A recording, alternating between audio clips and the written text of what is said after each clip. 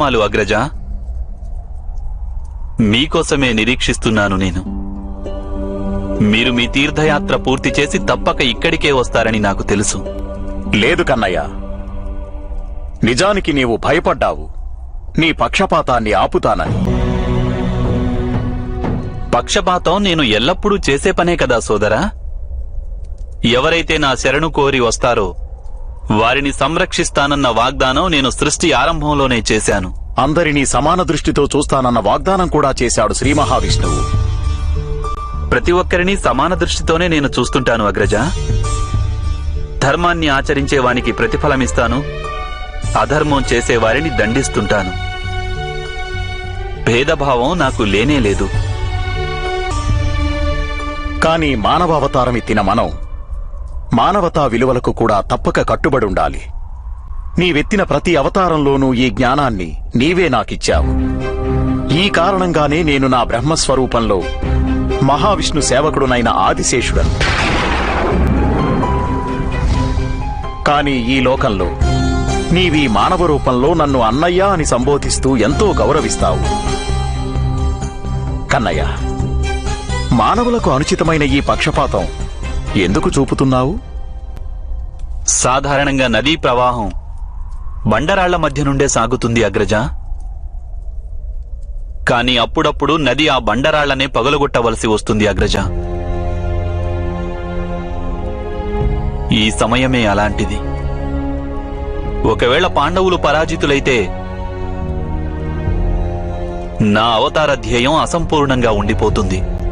ఇలాంటి కారణాలు చెప్పి నన్ను ఒప్పించలేవు కన్నయ్య.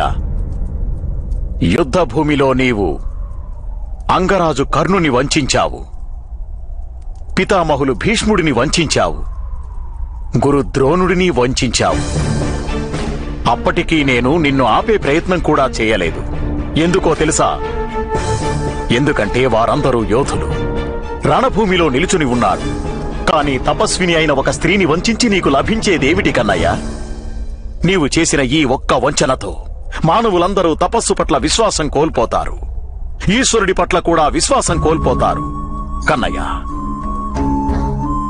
నీ గురించి ప్రపంచంలో అపవాదులు వస్తాయి. భవిష్యత్తులో నిన్ను ఎవరూ పూజించరు. నేనిప్పుడు అంత భయంకరమైన పనేం చేశాను అగ్రజ? ఒక మాత తన తపోఫలాన్ని తన పుత్రుడికి ఇవ్వదలుచుకుంది. ఈ కోరికలో అనుచితమైనది ఏదీ లేదు. ఒక యోధుడు తన సంరక్షణ కోసమని కవచం కోరుకున్నాడు. ఇందులో కూడా అనుచితమైనది ఏదీ లేదు. అయినప్పటికీ నీవు దుర్యోధనుడి మనసులో భయాన్ని పుట్టించి అతడి ఒక అంగాన్ని నిర్బలంగా ఉండిపోనిచ్చావు. ఇప్పుడు యుద్ధ భూమిలో ఆ నిర్బలమైన అంగం కేసి సైగ చేసి నీవు భీముడి చేత దుర్యోధనుడిని వధించాలనుకుంటున్నావు. నిన్నిప్పుడు నేను అడిగే ప్రశ్న ఒక్కటే ప్రియ సోదరా. నీవు ఇంత సునాయాసంగానే పరిస్థితులను చక్కదిద్దాలని అనుకుని ఉంటే ఈ హింసాకాండ ఎందుకు జరగనిచ్చావు? మహమ్మారిని మేల్కొల్పి వధించలేకపోయావా? సమాజాన్ని హింసకు గురిచేసి ప్రయోజనమేమిటి? నా ప్రశ్నకు సమాధానం చెప్పు. ఈ యుద్ధం ఎందుకు చేయించావు? అగ్రజ, నేను జ్ఞానానికి కారణమైతే మీరు సాక్షాత్తు జ్ఞానమూర్తులు. క్షీరం అనగా పాలలా ధర్మం కూడా ఎంతో స్వచ్ఛమైనది. ఆ క్షీరసాగరమే మీ నివాస స్థలం. మీరు శయ్యగా మారి నాకు విశ్రాంతిని కలుగజేస్తారు. అలాగే గొడుగులా మారి నాకు రక్షణనిస్తారు. మీకు అన్నీ తెలుసు అగ్రజ. నాకేమీ తెలీదు. నా మానవ జన్మ అనురూపంగా నేను అజ్ఞానాన్ని ప్రదర్శించగలను. నా ప్రశ్నకు ఇప్పుడు కూడా నీవు సమాధానం చెప్పడం లేదు సోదరా. ఈ హింసను ఎందుకు జరగనిచ్చావు?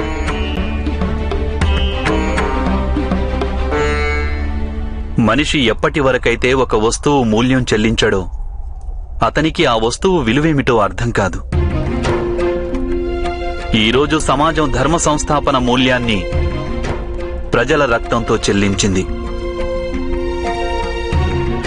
ఈ ధర్మ వినాశనం ఇప్పుడు సునాయాసంగా జరుగదు.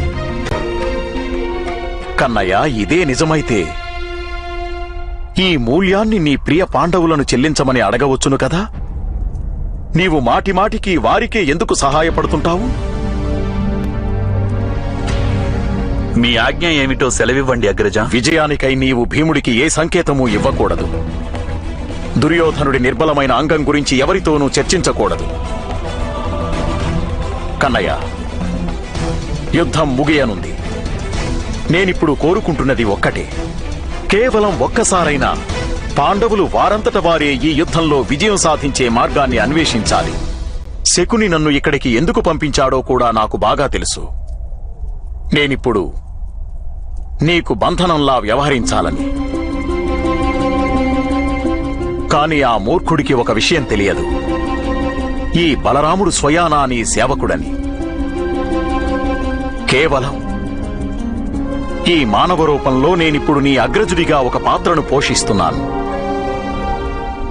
చూడు కన్నయ్య, ఇప్పుడు నేను యుద్ధ నియమాల ఉల్లంఘన గురించి నీతో చర్చించడానికి రాలేదు. వంచనలు చేశావని నిన్ను నిందించడానికి కూడా రాలేదు.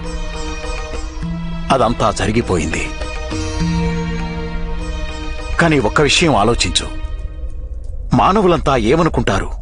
సాఫల్యం సముపార్జించడానికి కేవలం నీ కృప ఉంటే సరిపోతుందనుకోరా? అంటే పురుషార్థం పట్ల, పరిశ్రమ పట్ల ప్రజలకు విశ్వాసమే సమసిపోదా? వారు పురుషార్థాన్ని త్యజిస్తారు.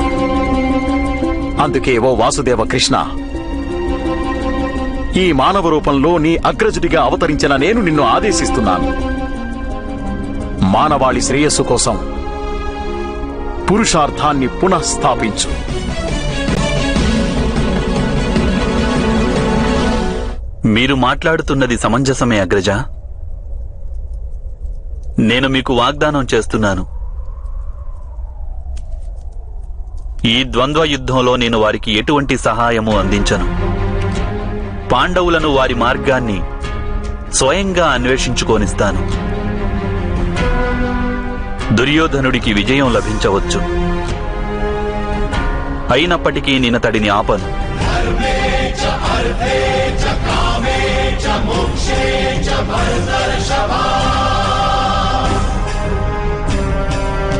यदि हस्ति तदन्यत्र यन हस्ति न तद्वचित् यदि हस्ति तदन्यत्र यन हस्ति न तद्वचित्